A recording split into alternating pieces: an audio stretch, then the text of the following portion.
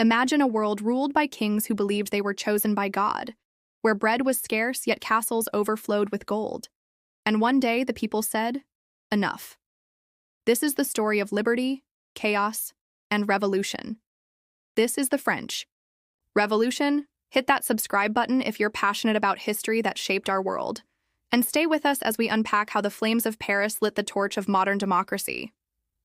In the 1700s, France was one of the wealthiest empires, but its wealth was deeply unequal. Society was divided into three estates: the first estate, the clergy; the second estate, the nobility; the third estate, everyone else: peasants, merchants, and the rising bourgeoisie.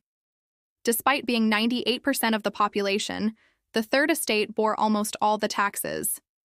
Meanwhile, at Versailles, King Louis XVI and Queen Marie Antoinette lived in unimaginable luxury. But storm clouds were forming, and France was drowning in debt. France's debts from wars, including helping the American Revolution, were massive. Then came the harsh winters and poor harvests of 1788 to 89, pushing food prices sky high.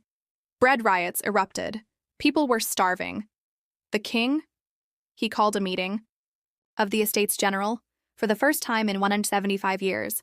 But this gathering would not go as planned. When the Third Estate was locked out of the meeting, they gathered at a nearby indoor tennis court. There, they made history. They declared themselves the National Assembly. They vowed not to disband until they gave France a new constitution. This bold act, the first official spark of the revolution. July 14, 1789. Thousands of Parisians stormed the Bastille, a medieval fortress that symbolized royal tyranny.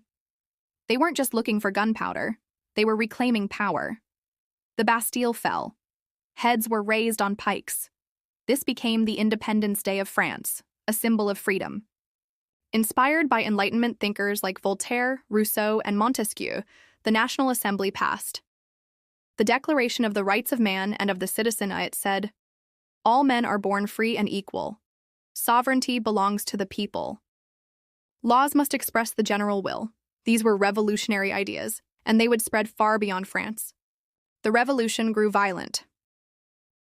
In 1791, the royal family tried to flee France, but they were captured and branded as traitors.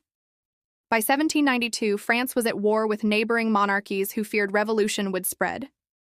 The people stormed the Tuileries Palace, and the monarchy was abolished. Louis XVI was put on trial and sentenced to death. Now came the darkest chapter. Radicals took control. Led by Maximilien Robespierre, the Committee of Public Safety began executing enemies of the revolution. In 1 year, over 16,000 people were executed by guillotine, including Queen Marie Antoinette. This was the reign of terror. Even revolutionaries turned on each other. In 1799, a brilliant military general named Napoleon Bonaparte staged a coup d'état. He ended the revolution but kept many of its ideals. Legal equality, secular state reforms in education, law, and civil rights. From the ashes of monarchy, a new empire was born. The French Revolution changed everything. It inspired revolutions around the world. It birthed modern nationalism, citizen rights, and secular governance. But it also showed how power can corrupt, even in the name of freedom. The struggle between liberty and order continues today. So ask yourself, would you have stormed the Bastille or defended the crown? If this deep dive into the French Revolution helped you understand history a little better, show some love. Like, subscribe, comment below.